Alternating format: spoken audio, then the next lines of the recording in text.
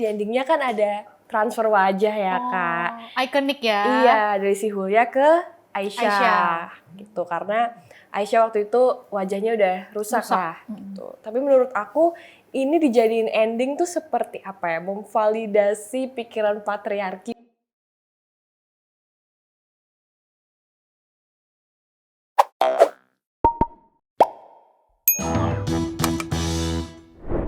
Hai kawan puan, balik lagi nih di konten Sinepuan.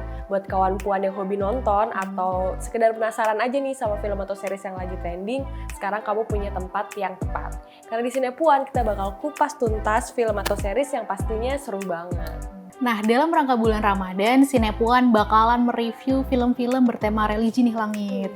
Dan di episode kali ini akan ada 2 film yang di dalamnya nggak cuma membahas isu agama, tapi juga isu perempuan. Gitu. Menarik ya Kak. Dan di film pertama, kita mau ngebahas tentang perempuan berkalung sorban.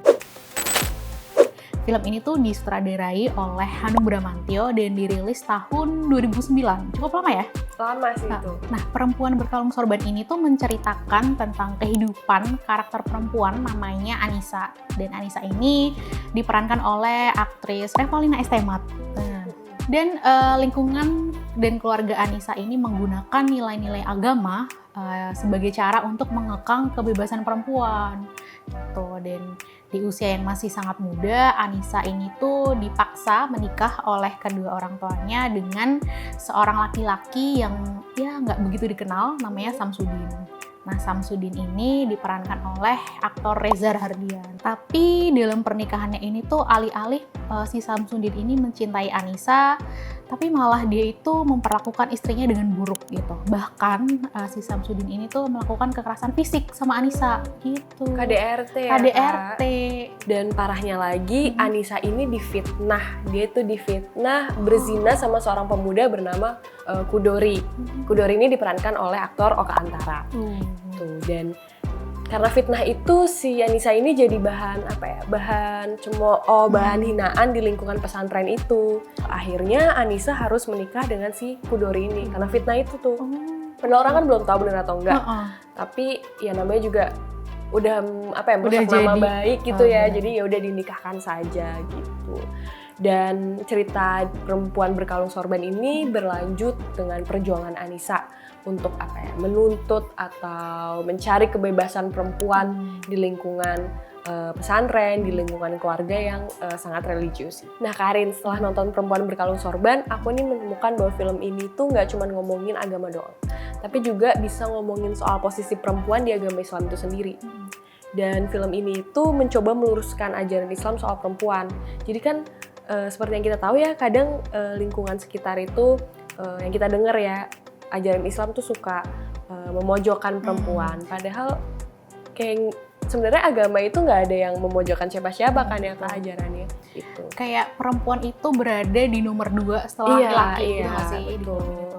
Dan juga aku inget nih kayaknya ada scene di film ini saat si Anissa ini dilamar ya, dan ada kayak ditanya soal kamu harus mau poligami gitu kan dengan apa namanya laki-laki ini. Tapi si Anissa ini mau apa ya? Mau menjelaskan gitu loh di ajaran kitab siapa tentang bahwa perempuan itu, bahwa poligami itu ada syarat-syaratnya tertentu yang gitu. harus dilakuin si cowoknya dulu kan. Iya gitu, dan bukan apa ya, bukan malah sembarangan yang bikin perempuannya tuh apa yang merasa diduakan gitu. Nah, selain soal perempuan yang merasa dipojokkan di dalam film ini, yang paling bikin greget adalah adanya sistem patriarki yang bersembunyi di balik norma agama gitu. Aku inget banget salah satu scene, ini awal-awal sih. Jadi si Anissa ini tuh kepilih jadi ketua kelas gitu. Dia dapat voting paling banyak, tapi tetap yang dijadiin ketua kelas itu adalah si cowok. Ada teman cowok sekelasnya yang juga ikut dalam pemilihan ketua kelas itu, dengan dalih gurunya bilang karena kamu adalah perempuan gitu, dan perempuan tidak seharusnya jadi ketua kelas gitu. Terus juga waktu si Anissa kembali ke rumah, justru malah dia kayak dimarahin gitu sama bapaknya gitu. Kenapa kamu harus mencalonkan diri sebagai ketua kelas gitu? Perempuan nggak seharusnya jadi pemimpin gitu. Dan justru malah si Anissa ini dimarahin, bahkan sempat dipukulin juga sama bapaknya Ya gitu. ampun. Padahal kan Anissa juga ya apa ya punya kemampuan yang sama laki-laki untuk memimpin gitu. Betul. Tapi nih ya Kak, kalau aku lihat pesan kesetaraan perempuan nih dalam film ini tuh kalah lantangnya atau kalah kelihatannya sama dramanya. Iya. Jadi lebih menang dramanya gitu kan, ada drama si Anissa dengan Samsudin dan juga kehadiran si Kudori ini gitu, dengan apa ya, perasaan Anissa tuh ke Kudori kayak gimana sebenarnya. Nah, lebih ramai di isu-isu percintaan itu dibanding dengan kesetaraan. Sebenarnya potensial banget film ini tuh jadi film yang empowerment banget gitu loh, karena ya dari judulnya aja udah perempuan gitu kan. Jadi ini bisa banget jadi film yang menguatkan posisi perempuan gitu kan di dalam agama gitu. Tapi sayangnya ya itu lagi lebih menang dramanya ya. Tapi mungkin ini kurang asik kalau nggak ada dramanya. Tapi ini rada kebanyakan buat aku Kak. Terus juga ada satu hal yang menurutku agak bikin kurang nyaman waktu nonton, itu adalah hadirnya beberapa adegan-adegan kekerasan gitu, dan salah satunya kekerasan seksual sih. Dan mungkin bisa dikatakan kekerasan dalam rumah tangga juga ya, karena pelakunya itu adalah si Samsudin ini waktu masih jadi suaminya Anissa gitu. Dan menurutku ini tuh gimana ya, kurang ada rasa empati gitulah bagi para penyintas gitu. Waktu aku nonton sendiri pun juga harus kayak memalingkan dulu baru oke, aku akan fokus kembali gitu. Kayak nggak nyaman gitu sih dengan hadirnya adegan-adegan kekerasan ini gitu. Dan sebenarnya ini juga sempat ada kontroversi gitu Kak terkait ini. Jadi sempat kayak banyak dikecam gitu ya sama netizen waktu awal rilis ya, karena dinilai juga terang-terangan banget kekerasannya terlalu dan eksplisit sadis, ya. Dan nggak ada trigger warning lah. Bener, nggak ada trigger warning, bener, itu yang penting sih menurutku. Nah Langit, di film yang kedua ini kita bakalan ngebahas film Ayat-Ayat Cinta 2. Berbeda sama Ayat-Ayat Cinta 1, sutradara dari Ayat-Ayat Cinta 2 ini adalah Guntur Suharjanto. Jadi film Ayat-Ayat Cinta 2 itu adalah film yang menceritakan tentang kehidupan dari sosok Fahri ini gitu, dan masih diperankan sama Fedi Nuril. Jadi Fahri di Ayat-Ayat Cinta 2 itu ceritanya tinggal di Edinburgh gitu, di Scotland. Dan dia udah menikah sama Aisyah, tapi Aisyah di film ini itu menghilang karena dia ceritanya sebagai relawan di Gaza dan kemudian tahu-tahu menghilang gitu. Dan karakter Aisyah ini tuh di film ini diperankan sama aktris Dewi Sandra. Film ini tuh menceritakan tentang Fahri yang menjalani hari-harinya sebagai dosen dan peneliti di kota Edinburgh itu. Dan yang menarik adalah Fahri ini dikelilingi sama tetangga-tetangga yang beragam gitu. Salah satunya itu Keira, dan karakter perempuan Keira ini tuh diperankan oleh Chelsea Islan gitu. Dan Keira ini tuh digambarkan sebagai gadis keturunan Skotlandia yang punya mimpi untuk bisa jadi pemain biola terkenal gitu. Nah Kak, sosok Keira ini ternyata membenci Fahri karena dia itu orang Islam. Oh, semacam gitu. Islamofobia gitu kali ya? Iya, dan itu karena mungkin di Eropa juga ya. Tapi ada sosok karakter perempuan lain yang hadir. Namanya Hulya. Jadi Fahri ini ketemu Hulya yang diperankan oleh Tatiana Safira.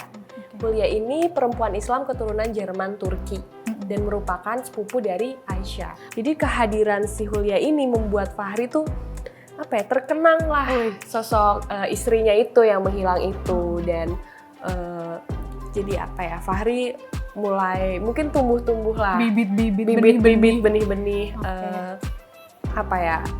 ketertarikan, rasa peduli gitu, karena mengingatkan banget kan sama sosok Aisyah. Nah, cerita ini selanjutnya menceritakan soal gimana Fahri mencoba memperbaiki citra Islam lah di Eropa, di tempat dia tinggal terutama gitu, dan juga memperbaiki kisah cintanya dia. Gitu. Nah Langit, di film Ayat-Ayat Cinta 2 ini ada satu hal yang menurutku menarik banget nih, dan ini waktu dirilis juga sempat jadi semacam perdebatan lah gitu, yaitu tentang penggunaan bahasa Indonesia dan bahasa Inggris tapi dicampur aduk gitu pemakaiannya. Jadi aku sebagai penonton sendiri tuh cukup bingung dengan karena ini settingnya di luar negeri kan gitu. Dan banyak karakter-karakter di sana yang menggunakan kedua bahasa ini gitu. Aku ingat banget salah satu karakternya itu adalah Hulusi gitu. Hulusi ini diperankan sama Panji Pragiwaksono, dan dia diceritakan sebagai orang Turki gitu. Dan sebagaimana orang Turki gitu, dia tahu-tahu di film ngomong pakai bahasa Indonesia gitu. Dan itu menurutku bingung banget sih gitu. Sebenarnya dia siapa gitu. Dan gak diceritain juga Dan ya gak diceritain juga backgroundnya gimana. dia gimana gitu. Jadi aku sebagai penonton juga cukup bingung dan bimbang gitu tentang penggunaan bahasa ini gitu. Kalau dari aku nih Kak, setelah nonton yang bikin ngeganjel ini, gimana penokohannya itu kurang relate dan kurang membumi menurut aku. Kan ini pesannya cukup universal dan pesannya kuat ya Kak. Benar. Ngomongin soal gimana umat Islam itu menyikapi apa ya, perundungan atau bullying atau Islamfobia lah. Islamfobia. Terutama ada konflik Israel-Palestina kan. Konflik besar ya. Konflik besar, dan itu juga apa ya, di Eropa sendiri kan mereka punya pandangan sendiri lah di barat ya, berbeda sama kita yang di timur gitu, dan makanya Islamfobia tuh cukup kencang di sana, dan umat Islam benar-benar merasakan di pojokan. Tapi karakter-karakter dalam apa ya, dalam film ini tuh terlalu eksklusif, terlalu digambarkan sempurna dengan apa ya, kaya, pintar, apalagi dan Fahri baik. ya. Iya, Fahri. Jadi penyampaian isu ini jadi kurang ngena gitu, karena ya isu universal ini seharusnya bisa disampaikan lewat apa ya, lewat karakter yang lebih relate dengan keseharian kita gitu, sehingga kita tahu gimana sih struggle-nya orang Islam di sana gitu. Nah, Langit, selain penggunaan bahasa tadi yang greget, menurutku ada satu lagi nih yang gak kalah bikin greget ya dalam film Ayat-Ayat Cinta 2 ini. Itu tentang, menurutku film ini kurang menggambarkan emosi dan empati dari tokoh-tokohnya gitu. Jadi kayak misalnya hubungan antara Fahri dan Hulya gitu. Dan hubungan kedua orang itu kayaknya mengesampingkan hubungan Fahri dan Aisyah yang udah lebih dulu dibangun gitu. Jadi kayak terlalu banyak pertanyaan waktu si Fahri dan Hulya ini akhirnya bersatu gitu. Dan bagaimana usaha Fahri untuk mencari Aisyah, kok tiba-tiba Aisyah hilang, itu nggak dicari, itu juga bikin bingung banget ya. Gitu. Terus juga Hulya sendiri yang sebagai sepupu Aisyah itu juga tidak merasa kehilangan sepupunya gitu. Jadi kayak mereka berdua kayak punya gimana ya, kesibukan sendiri sampai mengesampingkan Aisyah yang sebagai tokoh utama juga di film ini gitu. Dan menurutku ini agak kurang sih ya, agak kurang greget gitu. Aneh juga sih tiba-tiba Aisyah lenyap aja gitu. Tiba-tiba kayak udah ditarik aja untuk memasukkan karakter baru gitu. Iya. Nah Kak, ada satu lagi nih yang bikin aku apa ya, ngeganjel lagi nih sebenarnya. Apa tuh? Jadi di endingnya kan ada transfer wajah ya Kak. Ikonik ya. Iya, dari si Hulya ke Aisyah. Gitu, karena Aisyah waktu itu wajahnya udah rusak. Lah. Gitu. Tapi menurut aku ini dijadiin ending tuh seperti apa ya, memvalidasi pikiran patriarki bahwa apa ya, kesempurnaan fisik perempuan itu yang paling penting, yang paling utama gitu. Dan menurut aku jadi nggak powerful gitu loh filmnya, karena terakhirnya malah memojokkan perempuan lagi gitu. Dan kesannya kayak apa ya, ini juga muncul perdebatan di soal ini, kesannya kayak fisik yang sempurna itu adalah kebutuhan utama perempuan, itu adalah yang membuat perempuan berharga, padahal kan apa sih sebenarnya standar kesempurnaan, apa kesempurnaan itu bahkan ada gitu kan. Jadi ini ya menurut aku ending yang ngeganjel lah ya dari film ini. Dan gitu. Menurutku sendiri agak mengecewakan sih. Iya, mengecewakan. Setelah kita ngebahas nih ya 2 film yang soal agama dan juga soal perempuan. Kalau Kak Arin nih lebih suka yang mana nih? Kalau aku jujur lebih suka yang Perempuan Berkalung Sorban gitu. Karena latarnya nih menurutku bagus sih. Dia ada pantai, ada di pesantren juga. Terus juga aku suka karakternya Anissa. Dia tuh powerful banget dibalik keterbatasan dia gitu. Aku juga sama sih. Sama. Akhirnya kita sama. Perempuan Berkalung Sorban, karena sama sih pendapatnya. Apa ya, Anissa itu kuat banget di sini dan empowerment banget buat perempuan Islam kan, yang selama ini merasa terjebak dengan agama gitu. Nah kawan puan, segitu dulu buat Sinepuan episode kali ini. Jangan lupa like, subscribe, dan komen rekomendasi film atau series yang mau kita bahas di next episode-nya. Sampai jumpa dan Selamat selamat menunaikan ibadah puasa.